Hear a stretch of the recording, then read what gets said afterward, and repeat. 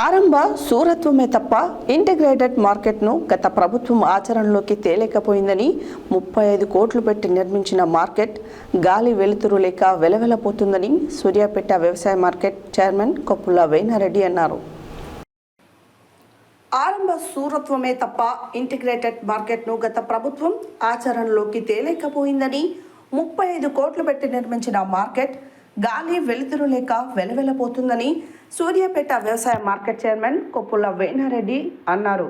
సోమవారం జిల్లా కేంద్రంలోని ఇంటిగ్రేటెడ్ మార్కెట్ను మార్కెట్ మున్సిపల్ అధికారులతో కలిసి పరిశీలించి వాడకంలోకి తెచ్చేందుకు తీసుకోవాల్సిన చర్యలను పరిశీలించారు.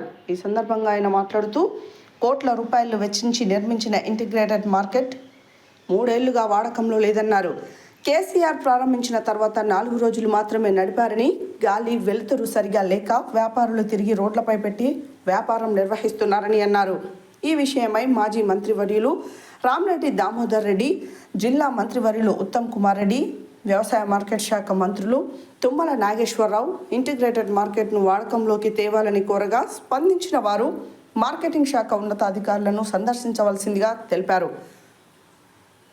ఇంటిగ్రేటెడ్ మార్కెట్ విషయంలో మార్కెటింగ్ శాఖ మున్సిపాలిటీకి ఇబ్బందులు ఉన్నాయని, వాటిని సరిచేసుకొని తగిన చర్యలు తీసుకోవాలని వాడకాల్లోకి తెచ్చేందుకు నిర్ణయం తీసుకోవడం జరుగుతుందన్నారు. ఈ విషయమే 2-3 రోజుల్లో కలెక్టర్కు నివేదిక సమర్పించి ఇంటిగ్రేటెడ్ మార్కెట్ను అందరికీ అందుబాటులోకి తెచ్చేందుకు చర్యలు తీసుకుంటామన్నారు.